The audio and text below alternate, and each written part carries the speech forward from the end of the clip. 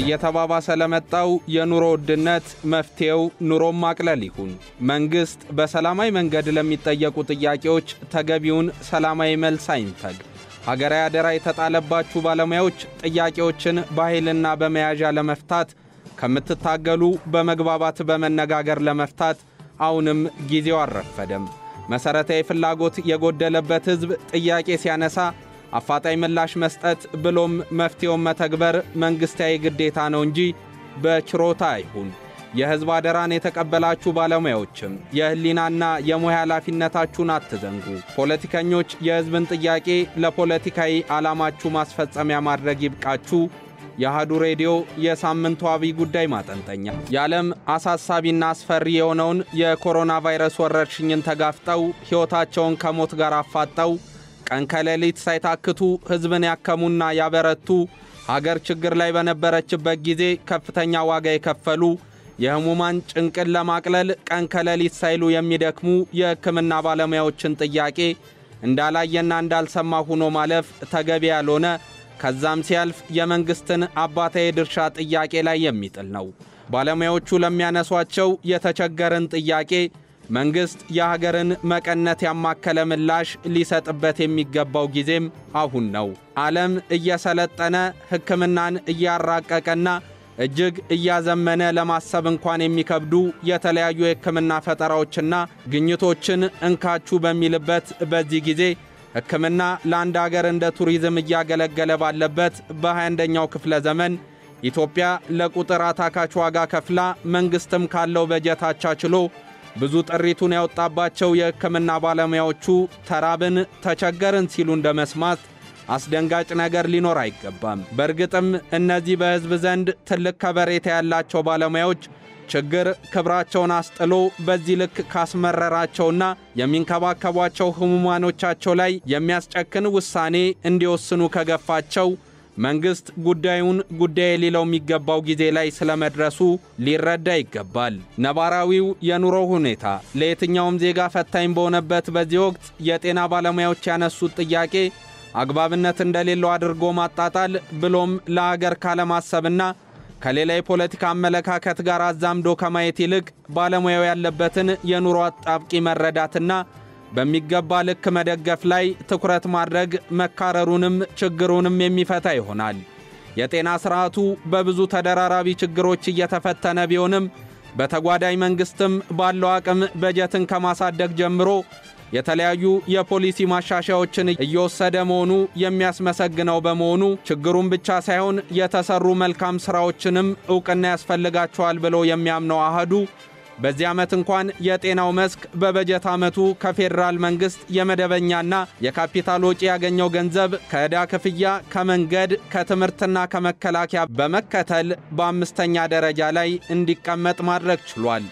አጠቃላይ የጤና ዘርፉ ያስፈልጉታል ተብለው በተለዩ ጉድለቶች ክትትልና ድጋፍ እየተደረገባቸው መሆኑን መስማት አበረታች ቢሆንም በበቂው ትኩረት ያልተደረገባቸው በባለሙያዎቹ ተለይቶ የተቀመጡ ጥያቄዎችን በጋራ በመፈተሽ ቀጥታ ምላሽና መፍትሄ መስጠት ላይ ሶስተኛ አካል ሊኖር አይችልምና የሚመለከተው መንግስታዊ አካል አፋጣኝ ምላሽና መፍትሄ ይስጥበት። በተለይም መሰረታዊ ተብለው የተነሱት የደሞዝ መጠን ማስተካከያ፣ የትርፍ ሰዓት ክፍያ አከፋፈል ወጥ አለመሆንና አንድ ዓመት ድረስ አለመከፈል ጉዳይ የተንዛዙ አሰራሮች ተወግደው ፈጣንና ቀልጣፋ አሰራር በመዘርጋት የባለሙያዎችን ምሬትና ብሶት መመልከት መንግስታዊ ግዴታ እንደሆነ አሃዱ ያምናል። በተጨማሪም የመኖሪያ ቤት አቅርቦትና ለመምህራን እንደሚደረገው የትራንስፖርት አበል እንዲሁም የትራንስፖርት አጠቃቀም አሰራርን ከነባራዊ የትራንስፖርት ችግር አኳያ ሊታሰብበት የሚገባም ጉዳይ ነው። የሕክምና ባለሙያዎች ስራቸው በቀጥታ ከተለያዩ በሽታዎች ጋር ግንኙነት ያለው እንደመሆኑ ለበሽታ ተጋላጭ የመሆናቸው ዕድል ሰፊ ነው። ከዚህም ጋር በተገናኘ የነጻ ሕክምና አገልግሎት ተጠቃሚነታቸውን አሁንም ድረስ ማረጋገጥ አለመቻሉ በእርግጥም ባለሙያውን ሆድ የሚያስብስና የሚገፋ በመሆኑ ጠንካራና ተፈጻሚ ሕግ ያስፈልገዋል። አይደለም ለሕክምና ባለሙያ ለእያንዳንዱ ግብር ከፋይ ዜጋ ደህንነቱ የተጠበቀ የመማር ማስተማር ሂደት እንዲሁም የሥራ አካባቢ እንዲፈጠር ማገዝ የመንግስት ድርሻ ነው የሚለው አሃዱ በተለይም ባለሙያዎቹ ያነሱት ይህ ጥያቄ በመሰረታዊነት ሊፈታላቸው የሚገባ ጉዳይ ነው። ባለሙያዎቹ ለዓለም አቀፍ ገበያ ብቁነታቸው የሚረጋገጥበት ዓለም አቀፍ የፈተና ማዕከላት ምስረታን ጠይቀው ሳይሆን የጤና ፖሊሲው በዓመቱ ውስጥ ከያዛቸው ዕቅድ ውስጥ አካቶ በራሱ ሊሰራበት የሚገባው መሆኑን አምኖ ለጥያቄው ተግባራዊ ምላሽ ማፋጠን ላይ የዘርፉን አቅም መፈተሽ በበጎ መቀበልን ገንዘብ እንዲያደርግ አሃዱ ያስታውሳል። መብቱን የሚጠይቅ የትኛውም ዜጋ በተጓዳኝ ግዴታ እንዳለበትም ግልጽ ነው። እንኳን እንደ ኢትዮጵያ በማደግ ላይ ላለ ሀገር ስልጡንም በሚባሉት ሀገራት አንድ የሕክምና ባለሙያ በሙያው አብቅቶ ለማውጣት የሚፈጀው የገንዘብና የቁሳቁስ ግብዓት በተጨባጭ ሀብት ሲመነዘር ከፍተኛ ነው። የወጣውን የሀገር ሀብት ለማካካስ የባለሙያውን አቅም አሟጦ መጠቀም የመንግስት ትርፍ ነው። የትኛውም ከጥቅም ጋር ተያይዞ የሚነሳን ጥያቄ ከሀገር ነባራዊ የፖለቲካ ኢኮኖሚያዊና ማህበራዊ ጉዳይ ጋር አያይዞ ማገናዘብ የአንድ ብሩህ ዜጋም ኃላፊነት ነው። በኢኮኖሚው ረገድ የሚነሱ የትኛውንም አይነት የጋራ ተጠቃሚነት ጥያቄ ሀገር ያለችበትን ተጨባጭ ሁኔታ ያገናዘበ የህዝብን የጉዳት ደረጃ ከግምት ውስጥ የከተተ አስተውሎት የሚመራ ሊሆን ይገባል ሲል አሃዱ የባለሙያዎች ጥያቄ ሚዛናዊነትን ባስተውሎ ይጠየቅ ይላል።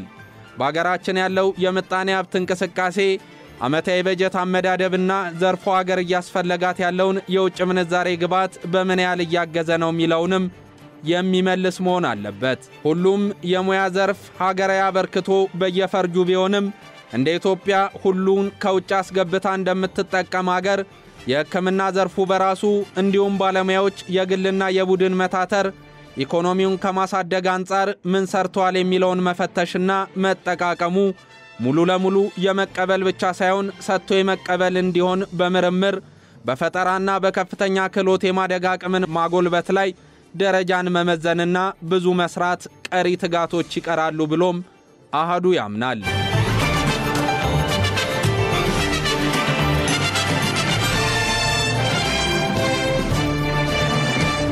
አሁን ባለው ያልጠራና የተምታታ የፖለቲካ አካሄድ ሀገርና ህዝብ ብዙ ዋጋ እየከፈሉ ነው።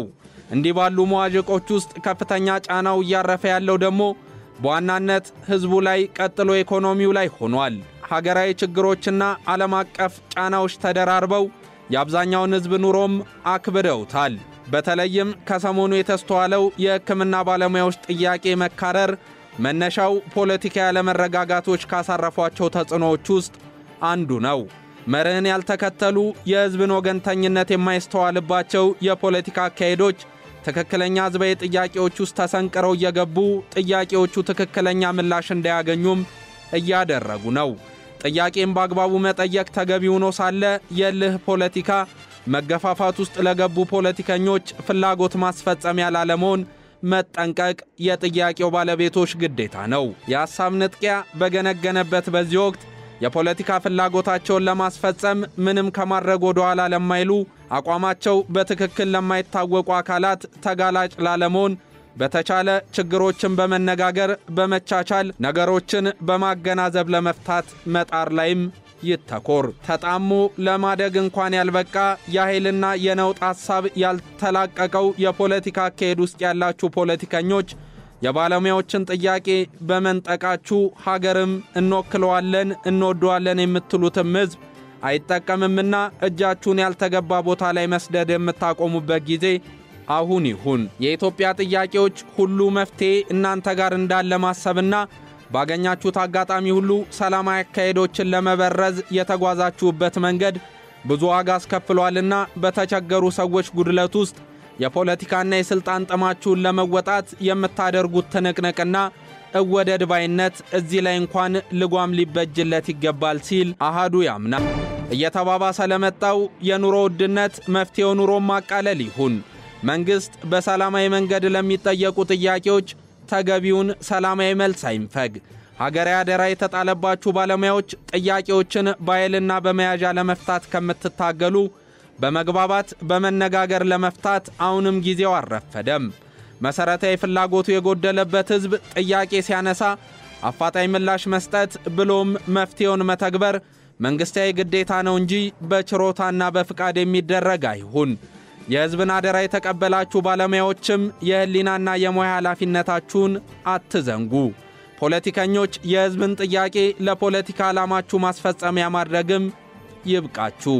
የአሃዱ ሬዲዮ የሳምንቱ አብይ ጉዳይ ማጠንጠን